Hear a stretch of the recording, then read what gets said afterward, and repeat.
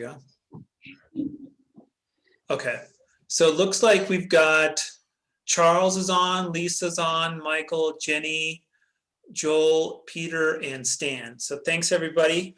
Let's get right into it because, like I said, we only have 40 minutes. So, Michael, do you want to introduce yourself and, tell folks why you're running? Yeah, my name is Michael Edwards. I live in Parker. The reason I'm running is because IREA is evil, basically. I honestly, I'm running because they don't want to incorporate solar at all, and they're very much against residential solar. And I'm grandfathered into the system, but anybody new that wants to get solar they're basically, IREA is finding them like $40 a month just for having solar. So I want to change that policy, and I've been wanting to do this for, God, 5 years now. So yeah, I'm excited to run, and I really want to win this time. We've run in the past. We've come very close in certain races, but this time I want to push it over the edge. We need new blood, and I know a lot of people on this, are concerned about climate change, and this is how we make change. Is we affect change at the local level, and if we can turn IREA around, I think I'll feel satisfied. And you're in District 7, right, Michael?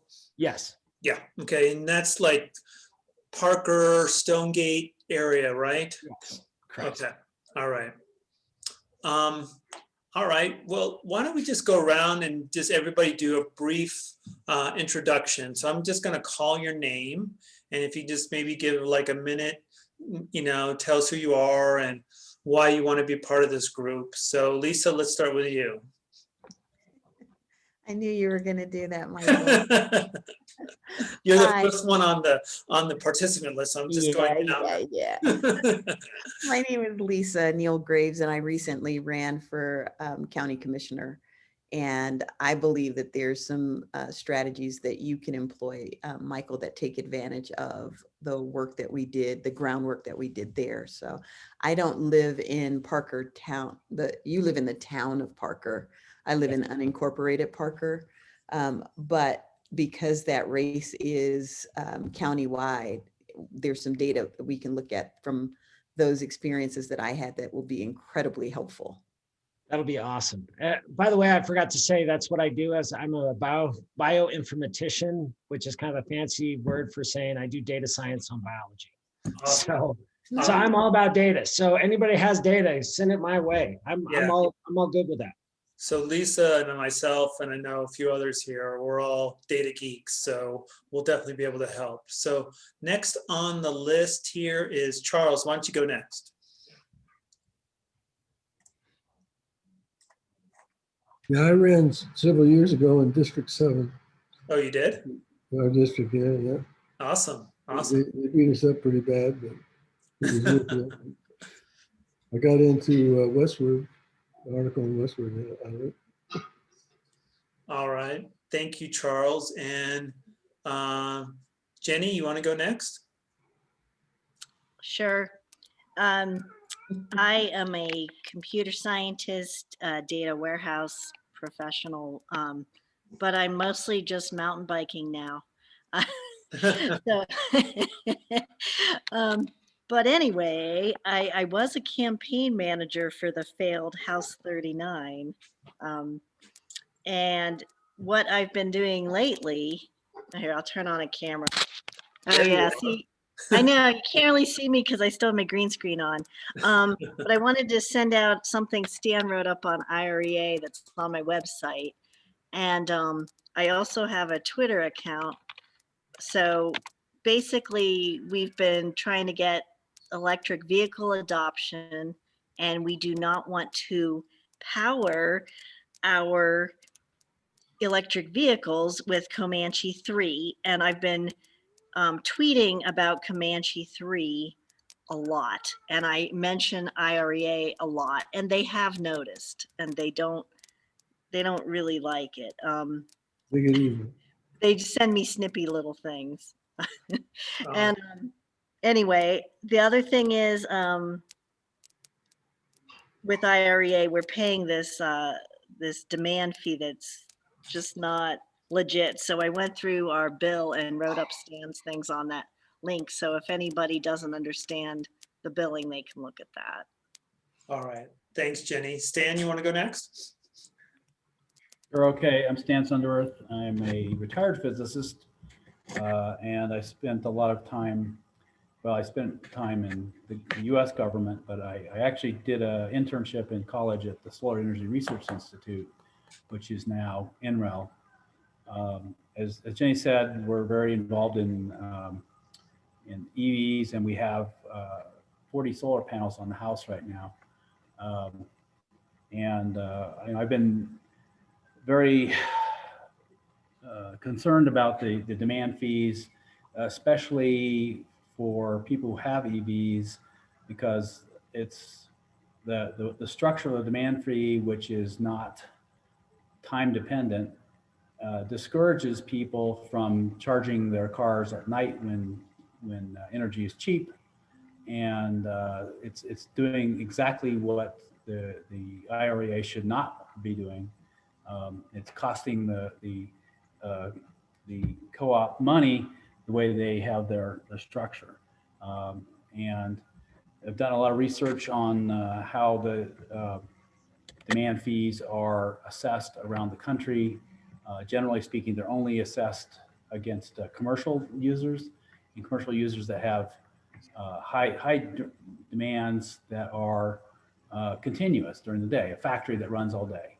Not a solar user where the furnace comes on in the middle of the night and which doesn't come on at the same time that your furnace comes on at the same time. So it's all their whole idea is just basically a money-making operation.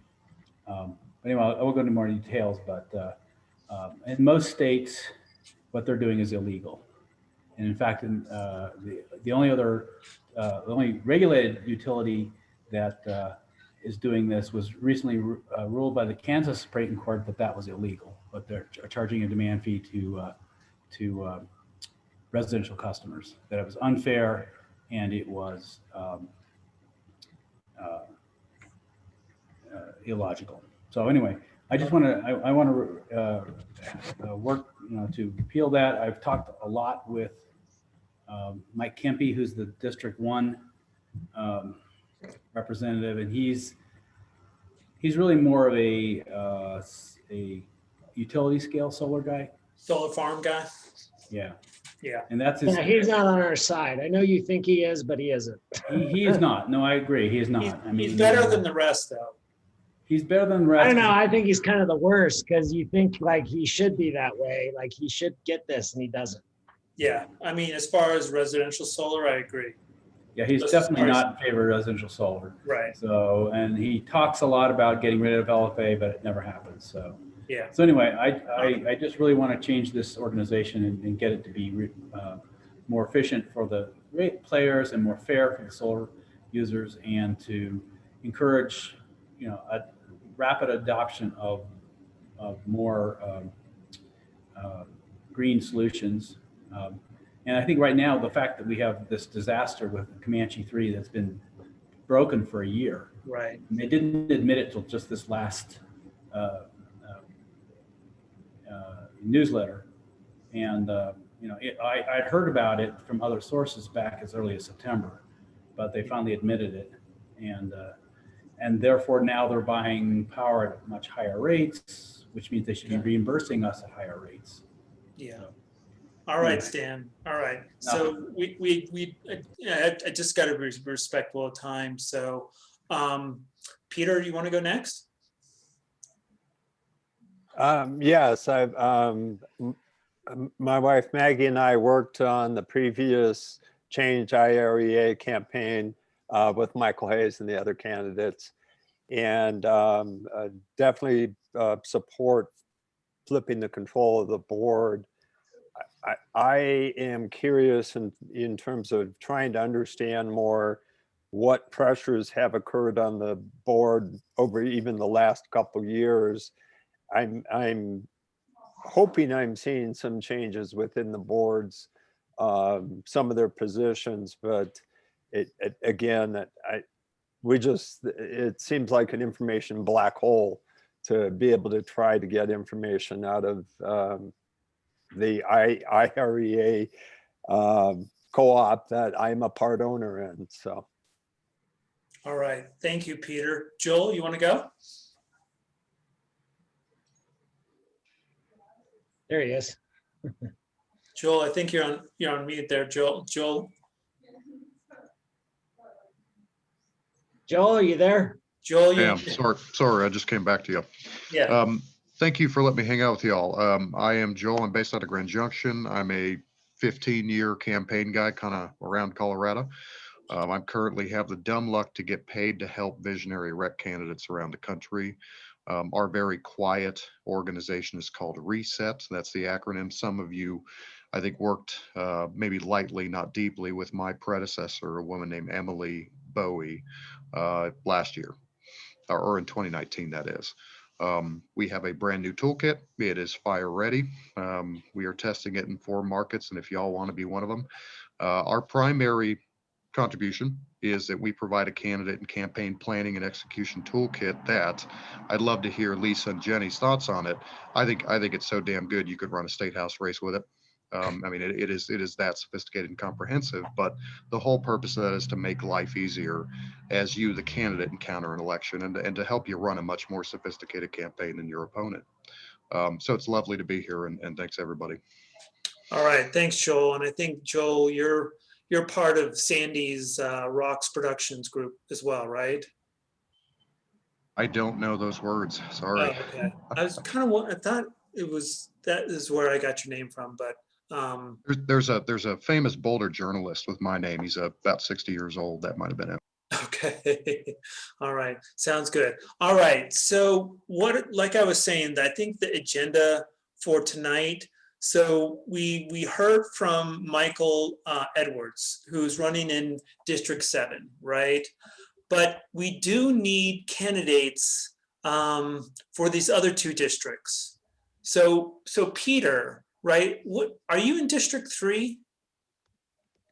Yes, I'm in District 3. And my situation, again, well, I've had the opportunity to raise this earlier. I've been overwhelmed through my own personal business. The start of this year, if this had happened last year, for an example, I'd have time to campaign. So I'm not a good candidate from the standpoint of having any availability of time. I think I have the right resume to be a candidate. I've run my own environmental consulting business for 20 years. I do consult to the utility industry. Tri-State Utility Company is one of my clients. So I do understand generation and transmission. I would understand distributed generation from that standpoint. But again, frankly, the time commitment is the concern I have. So I would consider myself available just as a resume, as a last resort if we could not find a good candidate. I appreciate that, Peter. So Peter, what I was wondering though, is, you and Maggie are, have built a strong community there in the Perry Park area where you guys live. And I'm wondering if maybe you can just send out a feeler in that community to see if anybody is interested in being a candidate, because, the commitment isn't too bad, right? Because basically Right. it's once a month meeting, and then you have to consult with the CEO and maybe give some advice on policy and those kind of things. So, the commitment isn't too bad, right? But what I was wondering if you and Maggie can maybe just send out to your community there to see if anybody's interested in running, right? Because the sooner we can, Absolutely. the sooner we can get candidates, the better. So, That'd be awesome. And and then District 5, right? And let me just show the screen here real quick of the districts. So hold on just real quick. I know it's on one of these. Let's see, where's my, okay, here. No, not that one. Trying to think which one is my screen. Hold on a sec. Okay, so it's my Chrome. So let me share my Chrome session. And let me bring this down and so you can see here, like Peter is running in this district right here, which is District 7, right? And the one where I was just talking, or excuse me, Michael. And the District 3 that I was just talking to Peter on, that's District 3 here, which is this big space, right? Where probably, you know, there's only a few little population areas. And then the other one is this one here, which is District 5. So you got Ponderosa and some other areas in here. Did anybody on the call know any folks in this area? And if you don't, oh, go ahead. Elizabeth is like a really, I mean, that we should be able to find somebody in Elizabeth for sure. And I think I will, I mean, I do keep I have a Facebook channel, kind of, Parker Residence for residential solar. I can maybe put something out there. Maybe somebody's close enough to, ask people if they live in Elizabeth or that area that maybe they can run. That'd be awesome. And like you, Michael, I do have contacts through, because, I've been with the Douglas County Dems for a few years, and we try to coordinate with our sister counties. And so I have been in touch with the Dems. Which county is Elizabeth and Ponderosa in? Is it Elbert or? I don't know. I think it's still, is it still in Douglas? It's Elbert. It's not. What is it? Elbert County. Yeah. So like what I can do is reach out to our Elbert County, Douglas, our Dems to, and like you said, Michael, I think, finding a candidate shouldn't be too hard. Partly, and I think also because as I was saying earlier, the commitment isn't too significant, right? So Peter, if you can reach out to your community, and Michael, maybe me and you can reach out to District 5, because we really need to get all 3 of you candidates together, because that's what worked well when we ran in 2019. It was myself, it was Steve Wright and Jason. And, we kind of like ran as a group, right? And if we really want to change IREA, we need all 3 of you in there, because, I think that, with you and the 2 others, and maybe aligning with Mike Kempe, right? You would have a majority in the board, right? To change policy that is pro-renewable energy, which is really the goal. So, but we first need to get candidates first. Hey, Mike, the state EEI is real interested in doing this too. Which group, Charles? The Energy Environmental Initiative. Okay, can you put that in the chat? Sure. Thanks. All right. We have reorg at the same time, more or less. Okay. So that's the districts. So let me share again the agenda. Okay, so.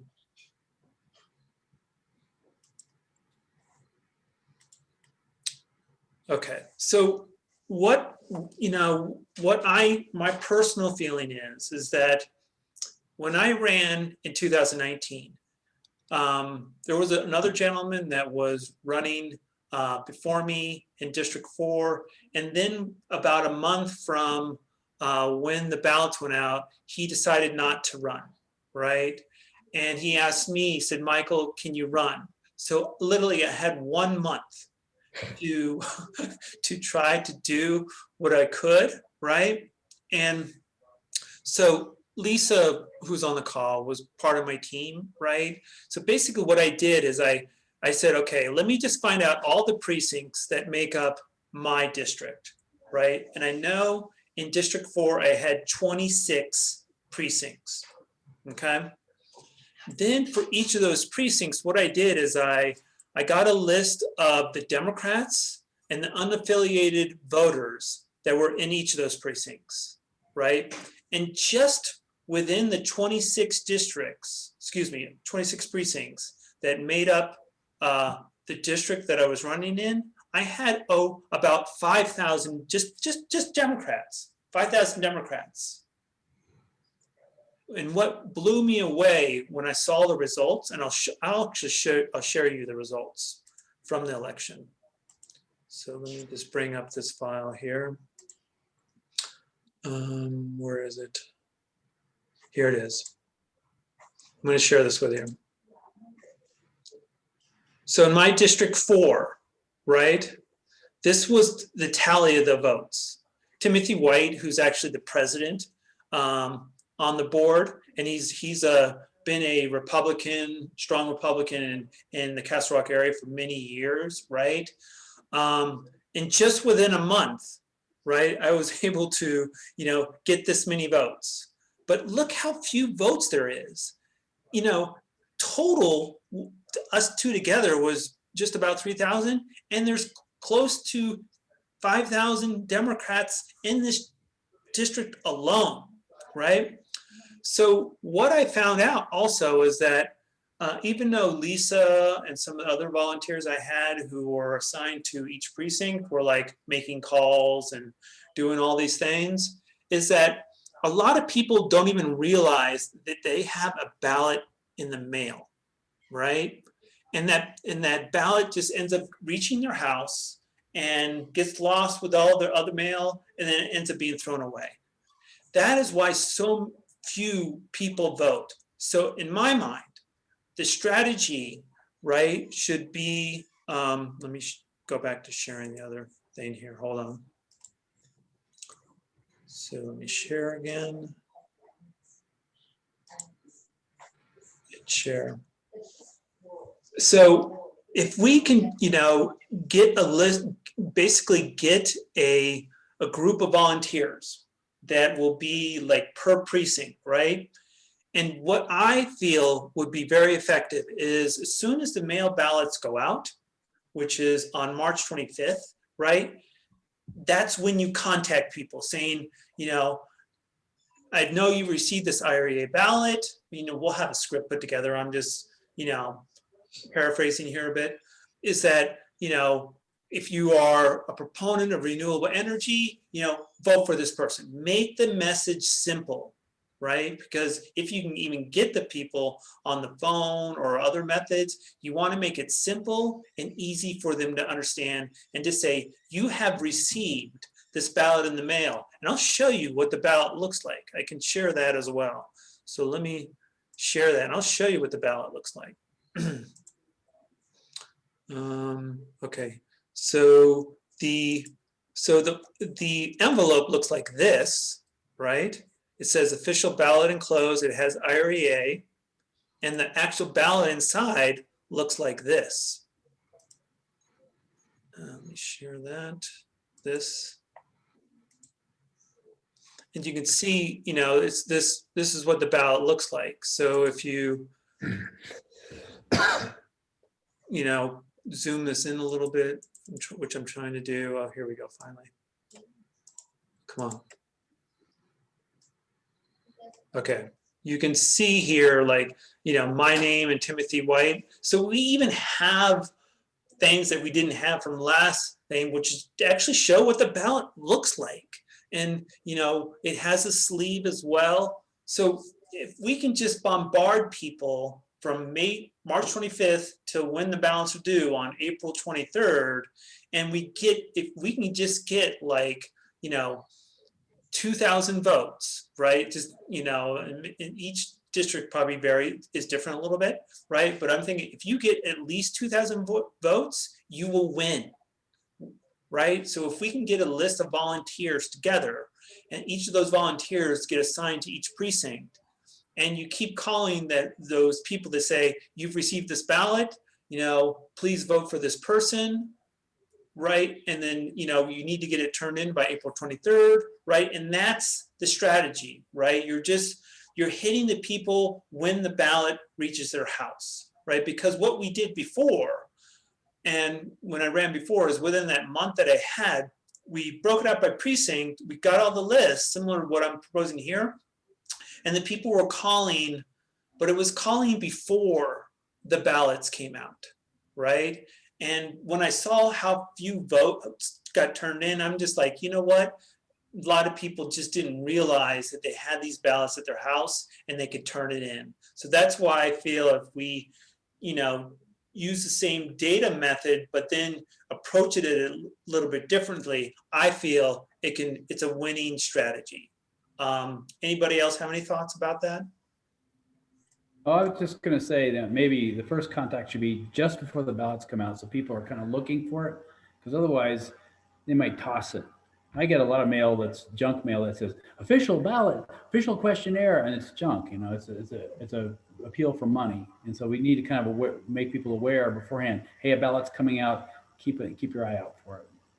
Yeah. So what I find, honestly, I don't know how actively engaged you are in other community-based organizations and groups, but people just need to know a name. And because this is nonpartisan, it won't matter. You won't have an R or a D behind your name, but if they know your name at least, they may.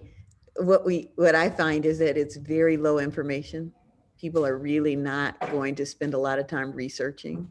So if you just tell them, this is who it is, this is why you need to vote for them, and you're a data guy, I probably wouldn't spend a lot of time educating people on the idea of data science, because that'll freak them out. But letting them know that you're smart is sufficient. Yeah, I agree completely, Lisa. Like, have the script be super simple. Like, this is a person, right? You maybe say their name 3 times or whatever, right? And why you should vote for them, which is like 1 sentence, right? Make it super simple. So that way you're being respectful to the person that you finally got in touch with, whether it be phone, I don't know where, people stand on the whole knocking on doors, right? I mean, with COVID, it's still a tricky thing. Republicans didn't have any trouble with it last time around, but Democrats who are, respectful to, distancing and all that, it's a little different. So we'll have to think about how we want to contact people. Anybody else have any thoughts? Okay, so a few other things we need to do going forward.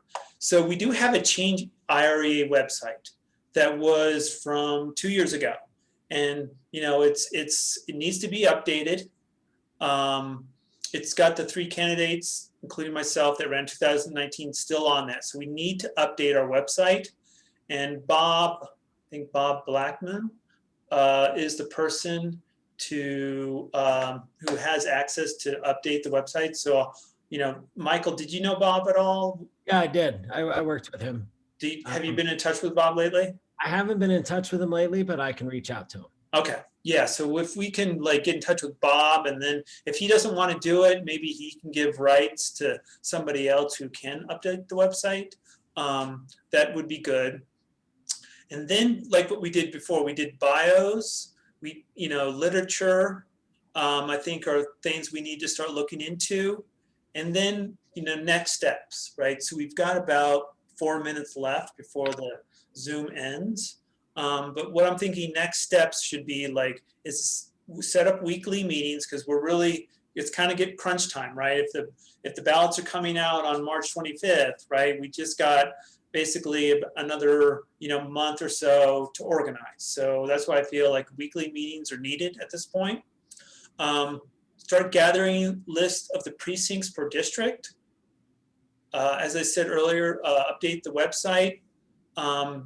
We need to start, signing up volunteers, fundraising, and then Michael. I talked to Dana Newman Trophy, who is our chair for the Douglas County Dems, and asked if we could get 5 minutes at the Democratic County Dems reorg, which is February 13th. And she said, absolutely, we can give you 5 minutes. So what I'd like to do, Michael, is if you can be there because you're a candidate, and maybe I'll talk a little bit about, this effort and, trying to get volunteers. I think this is a good place for us to try to reach out. Sure, I have no problem talking to any groups, so. Awesome. All right, so those are the next steps. So Michael, you said you had a pro account, Zoom account? I do. Okay. Not Zoom, but it's something similar. It's Blue Jeans. It's Blue- Verizon, but Blue yes. Okay, all right, yeah, because I think we need more than an hour or more than 40 minutes for these meetings. Yes, I agree. Okay, so I'll reach out to you about that, Michael, and see if we can get something set up. Anybody else have any walk-ons or comments with the last few minutes we have left? Yeah, Mike, I was just saying, I'm working on compiling the precincts and districts and trying to group them into logical groups. Okay, are you doing all the districts, all 3, Charles? I'm doing the whole state or county. The whole county? Because keep in mind that districts 3 and District 5, part of those are not in Douglas County. Michael, I just think social media, one reason it's better, I know so many Republicans and unaffiliated who do believe in renewable energy and solar. I talk to them. I really think pushing social media ads is quick and fast, and we can get some Republican votes. Do you want to sign up for that area, Jenny? No,